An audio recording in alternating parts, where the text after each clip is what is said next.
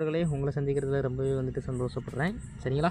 நம்ம வந்துட்டு போன டாப்பிக்கில் வந்துட்டு போன வீடியோவில் என்ன பார்த்தோம் அப்படின்னு சொல்லி பார்த்தீங்கன்னா, புணர்ச்சி. புணர்ச்சினா என்ன, நிலைமொழினா என்ன, வருமொழினா என்ன, நிலைமொழியில் உயிர்னா என்ன, மெய்யீர்னா என்ன, வருமொழியில் உயிர் முதல்னா என்ன, மெய் முதல்னா என்ன அப்படின்னு சொல்லி பார்த்தோம். அப்புறம் வந்துட்டு புணர்ச்சியினுடைய வகைகள் 2 வகைகள் சொன்னோம் பார்த்தீங்களா? இயல்பு புணர்ச்சி, விகார புணர்ச்சி பார்த்தோம். அந்த விகார புணர்ச்சியில் 3 இருக்குது, 3 வகைகள் இருக்குது. தோன்றல், தெரிதல், கெடுதல் அப்படின்னு சொல்லி 3 பார்த்தோம். எடுத்துக்காட்டோடு வந்து ரொம்பவே எளிமையாகவே பார்த்தோம்.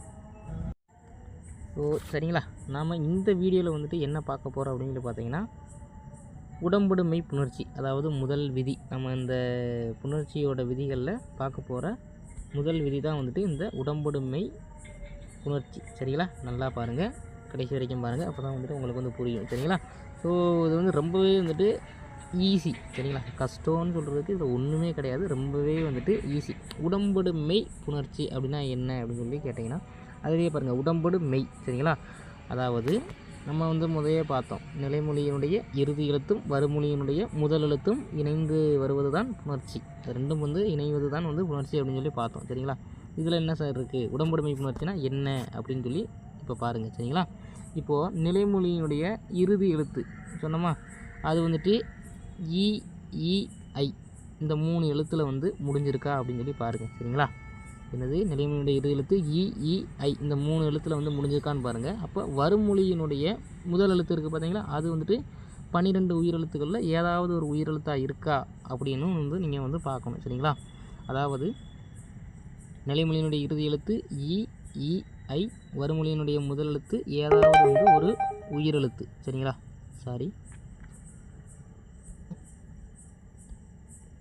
சரிங்களா, ஏதாவது வந்துட்டு ஒரு உயிரெழுத்தாக வந்து இருக்கா அப்படின்னு சொல்லி பாருங்கள். சரிங்களா, அப்படி பார்க்குறப்போ என்னான்னு பார்த்தீங்கன்னா, நம்மளால் வந்துட்டு உயிரெழுத்தையும் இன்னொரு உயிரெழுத்தையும் வந்துட்டு புணர வைக்க முடியாது. சரிங்களா, இணைக்க முடியாது. சரிங்களா, அதை வந்து இணைப்பதற்காகத்தான் வந்து இந்த இடத்துல என்ன வரும் அப்படின்னு சொல்லி பார்த்தீங்கன்னா, ஒரு மெய் வந்து வரும். சரிங்களா, அதான் வேறு ஒன்றுமே கிடையாது. சரிங்களா, இப்போ வந்து பாருங்கள், நிலைமொழியினுடைய இறுதி எழுத்து நம்ம என்ன சொன்னோம், இ, இ, ஐ. சரிங்களா, வந்திருக்கும். வருமொழியினுடைய முதல் எழுத்து வந்து ஏதாவது ஒரு உயிரெழுத்து. சரிங்களா, 12 உயிரெழுத்து இருக்குது பார்த்தீங்களா, அது ஏதாவது வந்து ஒரு உயிரெழுத்து வந்து வந்திருக்கும். சரிங்களா, அது இரண்டையும் இணைப்பதற்காக எந்த ஒரு மெய் வந்திருக்கும் பார்த்தீங்கன்னா, ஈன்ற ஒரு உடம்படு மெய் வந்து வந்திருக்கும். சரிங்களா, இப்போ வந்து பாருங்கள், இந்த எடுத்துக்காட்டு வந்து பாருங்கள், மணி கூட்டல் அழகு எப்படி வந்து புணரும் பார்த்தீங்கன்னா, நம்மளுக்கு மணி அழகு அப்படின்னு சொல்லி வந்து புணரும். சரிங்களா, மணி கூட்டல் அழகு, மணி அழகு அப்படின்னு சொல்லி வந்து புணரும். இப்போ வந்துட்டு பாருங்கள், மணி அதில் நிலைமொழியினுடைய இறுதி எழுத்து என்ன, நீ. சரிங்களா, நிலைமொழியினுடைய இறுதி எழுத்து நீ. அதை வந்து என்ன இருக்குது அந்த இடத்துல, உயிரெழுத்து வந்து இருக்குது. என்னது, இன்னு கூட்டல் இ, இதனுடைய இணைப்பு தான் வந்து நீ என்பது. சரிங்களா, அப்போது இங்கே என்ன இருக்குது, ஈன்றது வந்து இங்கே வந்து நிலைமொழியுடைய இறுதியில் வந்து இருக்குது. வருமொழியில் வந்து என்ன வந்திருக்கு, ஆ, ஒரு உயிரெழுத்து வந்து வந்திருக்கு. சரிங்களா, இப்போது இயல்பாகவே வந்துட்டு இதை வந்துட்டு இணைக்க முடியாது. ஏன்னா வந்து அது சேர்ந்து புணராது. அதை வந்து புணர வைப்பதற்காக, இணைப்பதற்காக இங்கனக்குள்ளே வந்து ஈ அப்படின்ற ஒரு உடம்படி மெய் வந்து வருது. சரிங்களா, அப்போது அந்த ஈ என்பதும் வருமொழியில் இருக்கிற ஆ என்பதும் இணைந்து புணர்ந்து ஈ கூட்டல் ஆ, யா அப்படின்னு சொல்லி வந்து வரும். சரிங்களா, அப்போ மணி கூட்டல் அழகு, மணி அழகு அப்படின்னு சொல்லி நமக்கு வந்து இங்கே புணரும். சரிங்களா, இதுதான் வந்துட்டு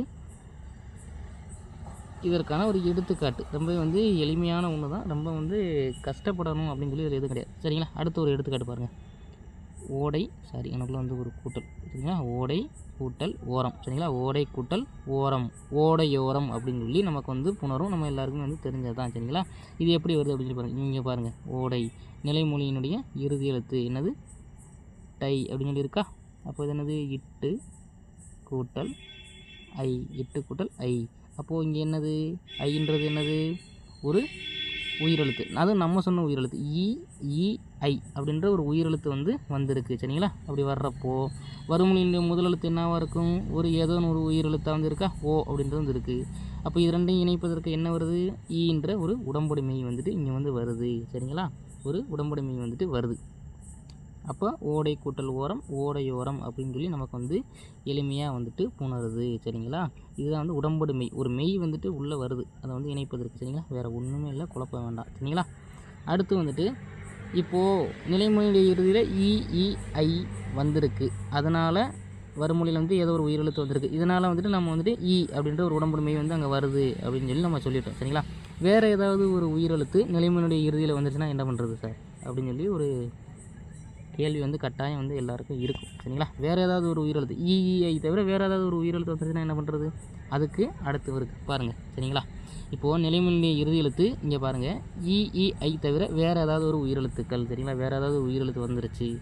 வறுமொழியினுடைய முதல் எழுத்து அதே மாதிரி தான், ஏதாவது ஒரு உயிரெழுத்து வந்து வந்துருச்சு. ரைட்டு. நம்மளுக்கு வந்து இப்போ நிலைமொழி தான் பிரச்சனை. நிலைமொழியுடைய இறுதியில் இஐ தவிர வேறு ஏதாவது ஒன்று வந்துருச்சுன்னா என்ன பண்ணுறது அப்படின்னு சொல்லி பார்க்க போகிறோம். அப்போது என்ன வரும் அப்படின்னு சொல்லி பார்த்தீங்கன்னா, இவ்வு அப்படின்ற ஒரு உடம்படி மெய் வந்துட்டு வரும். சரிங்களா? இவ்வு அப்படின்ற ஒரு உடம்படி மெய் வந்துட்டு வரும். சரிங்களா? இப்போ வந்துட்டு எடுத்துக்காட்டு பாருங்கள், பாவினம் அப்படின்னு சொல்லி வந்து எடுத்துருக்கோம். சரிங்களா? பா கூட்டல் இனம், இந்த எடுத்துக்காட்டு வந்து எடுத்திருக்கோம். இப்போ பா இது வந்து நம்ம பிரிக்கிறப்ப நம்மளுக்கு தெரியும், இப்பு கூட்டல் ஆ. சரிங்களா? இப்பு கூட்டல் ஆ என்பது வந்து நமக்கு வந்து பிரிக்கும். இங்கே பாருங்கள், ஈன்றதாக வந்திருக்கா? இஐ ஏதாவது ஒரு உடம்புடைமை வந்து ஏதாவது ஒரு உயிரெழுத்து வந்திருக்கா? கிடையாது. ஆன்ற ஒரு உயிரெழுத்து வந்து நமக்கு வந்து வந்திருக்கு. சரிங்களா? வறுமொழியை பாருங்கள், ஏதோ ஒரு உயிரெழுத்து. சரிங்களா? நம்மளுக்கு பிரச்சனை கிடையாது. சரிங்களா? இங்கேருந்து ஆ அப்படின்றது வந்து வந்திருக்கு. நம்ம அந்த மேலே சொன்ன அந்த 3 உயிரெழுத்தில் எந்த ஒரு உயிரெழுத்துமே வந்து வர கிடையாது. சரிங்களா? இங்கே ஆன்றது வந்து வந்திருக்கு. இந்த இடத்துல வந்து என்ன வரும் பார்த்தீங்கன்னா, உடம்புடி மெய்யா இவ்வு அப்படின்றது வந்து வரும். சரிங்களா? அப்போ பா கூட்டல் இனம், பாவினம், அந்த இவ்வும் இந்த வறுமொழியில் இருக்கிற ஈயும் சேர்ந்து இவ்வு கூட்டல் இ வி என மாறும். சரிங்களா? இதுதான் வந்துட்டு நமக்கு இந்ததுக்கான ஒரு எடுத்துக்காட்டு. சரிங்களா? ஈஸியாக தான் இருக்கும். சரிங்களா? அடுத்த ஒரு எடுத்துக்காட்டை நல்லா பாருங்கள். பல கூட்டல் உயிர் பல உயிர் அப்படின்னு சொல்லி நமக்கு வந்து புணருது. சரிங்களா? இங்கே நல்லா பாருங்கள். இங்கே லா நிலைமொழியுடைய இறுதி எழுத்து, எள்ளு கூட்டலாவா. இங்கே ஆன்ற உயிரெழுத்து வந்து வந்திருக்கா. அடுத்து வறுமொழியை பாருங்கள், ஊன்ற உயிரெழுத்து வந்து வந்திருக்கு. சரிங்களா? அப்போது இது ரெண்டையும் வந்து இணைக்கிறப்ப என்னாகும்? இது ரெண்டையும் வந்து இணைக்கிறதுக்காக இவ்வுன்ற ஒரு உடம்புடைமையும் வந்து வருது. வறுமொழியுடைய முதல்ல வந்து என்ன இருக்குது? ஊன்றது வந்து இருக்குது. அப்போ என்ன வரும்? இவ்வு கூட்டல் ஊ அப்படின்னு சொல்லி வரும். சரிங்களா? இவ்வு கூட்டல் ஊ அப்படின்னு சொல்லி வரும். பல கூட்டல் உயிர் பல உயிர் அப்படின்னு சொல்லி வரும். சரிங்களா? இப்போது எல்லா உயிரெழுத்தும் அப்படின்னு சொல்லி சொல்லியிருந்தோம். சரிங்களா? இப்போது இதில் வந்து ஏ அப்படின்றது வந்து ஒரு சிறப்பு விருந்தினர் மாதிரி. சரிங்களா?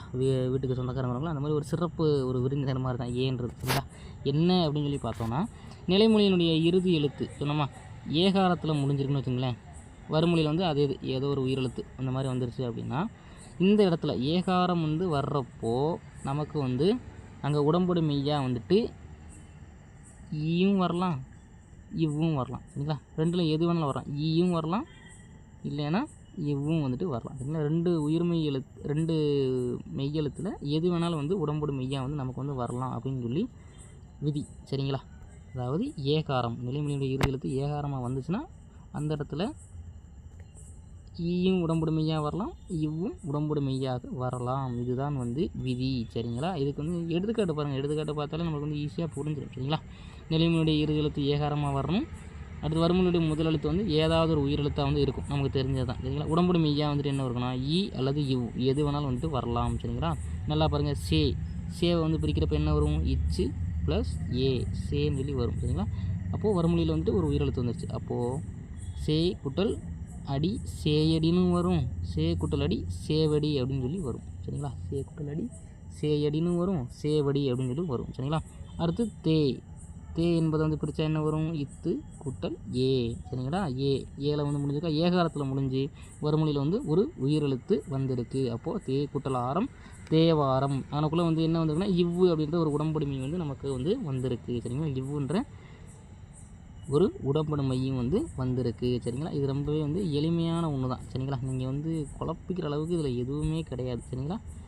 ரொம்பவே வந்து எளிமையானது. அடுத்து வந்து இந்த இதற்கான நன்னூல் பாடல், அந்த விதி அப்படின்னு சொல்லி சொல்லுவோம் பார்த்தீங்களா, அது வந்து பாருங்கள். ரொம்பவே வந்து இதுவும் வந்து எளிமையானது தான், ரொம்ப கஷ்டப்படணும்னு சொல்லி கிடையாது. சரிங்களா?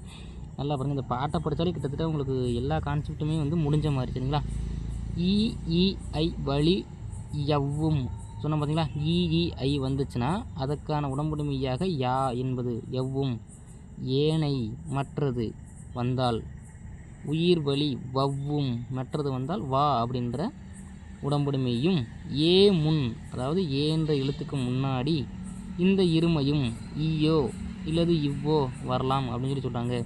உயிர் வந்துச்சுன்னா உயிர் வரின் அதாவது வரமொழியில் வந்து உயிர் வந்துச்சுன்னா உடம்புடு மெய்யென்றாகுமே இந்த உடம்புடைமையெல்லாம் வரும் அப்படின்னு சொல்லி சொல்கிறாங்க. சரிங்களா, ஐ வந்தால் யா அப்படின்றதும் ஏனை மற்றது ஏனைனா மற்றது உயிர் வழி வவ்வும் ஏனை மற்றது வந்துச்சுன்னா வவ்வும் ஏ முன்னாடி ஏன்ற நிலைமொழிக்கு முன்னாடி இவ்விருமையும் ஈயும் வரலாம் இவ்வும் வரலாம் அப்படின்னு சொல்லி சொல்கிறாங்க. இப்படி வந்தால் உயிர்வரின் உடம்போடு மெய்யென்றாகுமே அப்படின்னு சொல்லி இந்த நன்னூல் பாடல் வந்து சொல்லுது. சரிங்களா, ஸோ இதில் வந்துட்டு நம்ம வந்து குற்றில் இருக்கிற உடம்போடு மெய்ப்புணர்ச்சி. சரிங்களா, இதில் வந்துட்டு நம்ம உடம்போடு மெய்ப்புணர்ச்சி வந்து நம்ம வந்து பார்த்துருக்கோம். சரிங்களா, நெக்ஸ்ட் வீடியோவில் வந்து அடுத்த ஒரு விதிகளோடு வந்து நம்ம வந்து சந்திக்கலாம். சரிங்களா, ஓகே, டாடா, பை பை.